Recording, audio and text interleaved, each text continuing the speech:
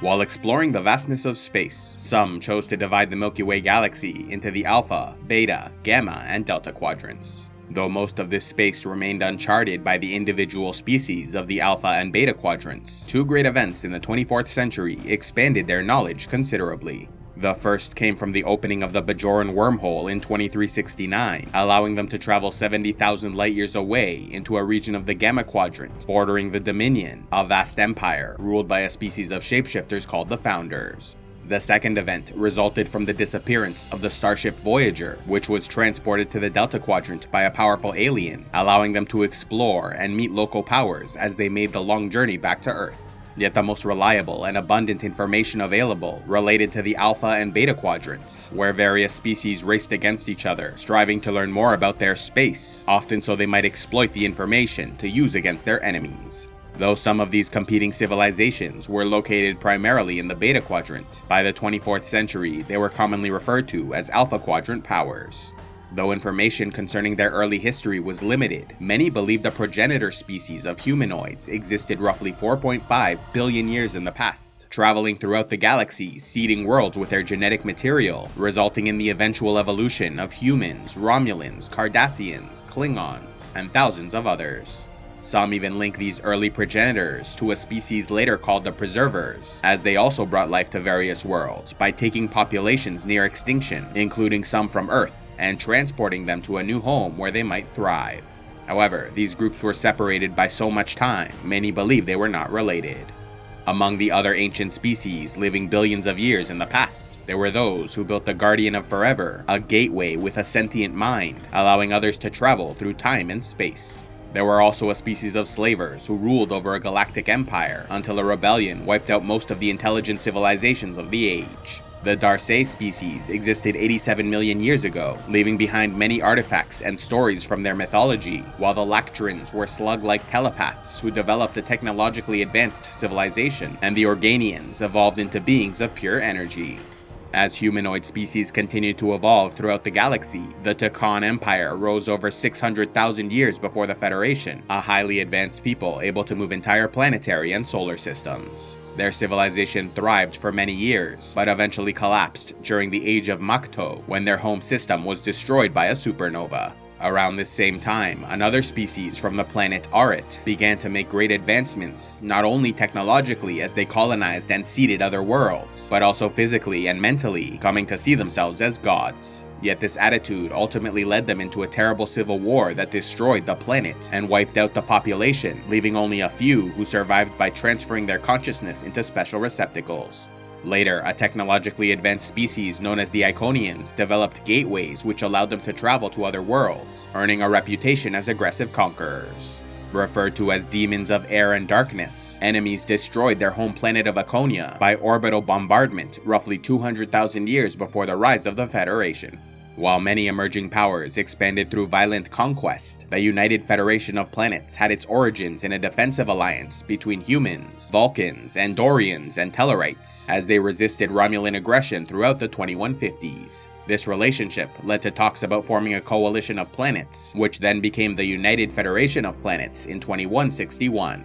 Though most of the great powers that emerged in this region of space were led by a single species that accrued power by destroying or subjugating their neighbors, member worlds of the Federation joined voluntarily and remained semi-autonomous while also electing representatives to speak for them in the central government.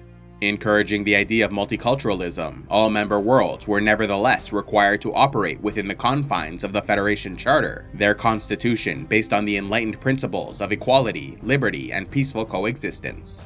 The protection and freedom offered by the Federation appealed to many, and by the 24th century there were over 150 member worlds. Unfortunately, not all species shared their values or trusted their intentions, sometimes leading to misunderstandings, conflict, and war. Representing the military and scientific branch of the Federation, Starfleet was charged with technological research and development, leading them to become one of the most advanced powers in the Alpha and Beta quadrants. Though Starfleet intelligence was primarily responsible for providing the government with information about their neighbors and enemies, the need to work within the confines of the law led to the formation of Section 31, a rogue agency working without government oversight, allowing them to use whatever means necessary to accomplish their objectives. Founded in the 9th century by the legendary hero Kahless the Unforgettable, the Klingon Empire was a feudal monarchy led by an emperor and high council.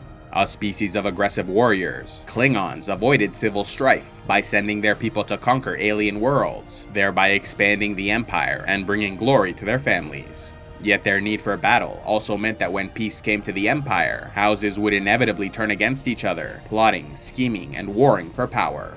Though the Empire once traded a fleet of battlecruisers to the Romulan Star Empire in exchange for their cloaking technology, hostilities eventually led the Klingons to consider them a blood enemy. Similarly, in the 23rd century, the Empire came into conflict with the Federation until at last making peace in the Khitomer Accords of 2293, forming an alliance that made them the greatest superpowers in the region, resulting in decades of relative peace. A proud and courageous people, they were among the first to stand up against the Dominion invasion of the Alpha Quadrant in the late 24th century, and at one point held back the entire enemy fleet by themselves, losing so many soldiers, ships, and resources that when the war was won, they retreated within their borders and spent years rebuilding. The Romulan Star Empire was founded in the 5th century by Vulcan dissidents who abandoned their homeworld to conquer the planets of Romulus and Remus, where they developed into paranoid xenophobes, convinced of the superiority of their species.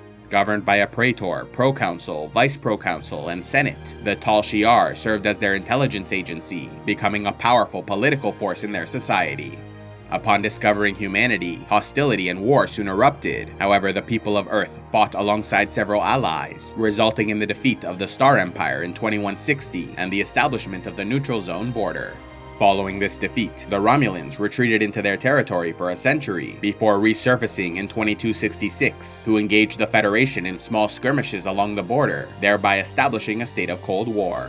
With the outbreak of the Dominion War in the 24th century, the assassination of a Romulan senator, seemingly murdered by Dominion agents, led them to join the Federation alliance, contributing greatly to the defense of the Alpha Quadrant. The Cardassian Union was founded in the 19th century, with the establishment of the Detapa Council, who oversaw Central Command, the military faction, and the Obsidian Order, their intelligence agency.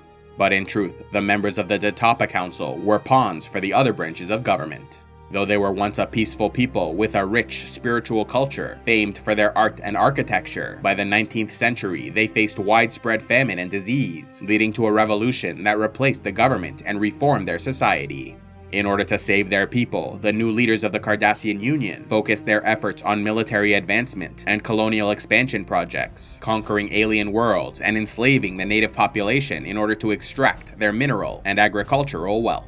This proved a brutal but largely successful strategy until the conquest of Bajor in the 24th century, a planet whose population refused to surrender, forming resistance movements and terrorist cells, which launched attacks for over 40 years, until the eventual retreat of the Cardassians and liberation of Bajor in 2369. Sharing a border with the ever-growing United Federation of Planets, the Cardassian military believed war was inevitable, and in 2347 launched a sneak attack on Setlik III in the mistaken belief that their neighbors were gathering forces in the region. War then erupted, lasting for 20 years, until at last ending in a stalemate, with the Armistice of 2367 and a formal treaty in 2370, creating a demilitarized border. As a result of this agreement, several former Federation worlds were now under the harsh rule of the Cardassian Union, leading some to rebellion and terrorism as they fought for independence. Using the harsh environment of the Badlands as cover for their ships, the Maquis demanded their territories be freed, and while the Federation was officially on the side of the Cardassians, many sympathized with the rebels and abandoned Starfleet to join their struggle. Several years later, as war loomed between the Alpha Quadrant powers and the Dominion species of the Gamma Quadrant, a preemptive strike was launched by the Obsidian Order of the Cardassian Union and the Tal Shiar of the Romulan Star Empire. Yet what they didn't realize was that the Dominion wanted them to attack the Founder homeworld in order to trap their fleet, resulting in a crushing victory for the Gamma Quadrant forces.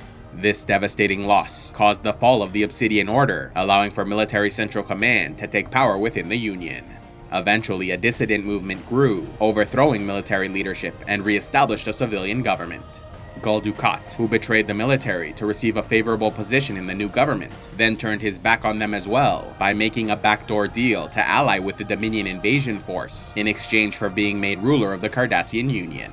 Despite the efforts of Gul Dukat, the Dominion Cardassian alliance was eventually defeated, and having been on the front lines, they endured most of the collateral destruction, leaving them a shell of their former selves, forced to rebuild from the ashes of their fallen civilization. A special thanks to all those who contribute to Civilization X, like Arhael the Silent Blade, Magic the Shaman, Belligerent Man, and Q Straight Arrow Valverde. If you'd like to help Civilization X, click on the Patreon link, and please be sure to like, subscribe, and turn on notifications to see more.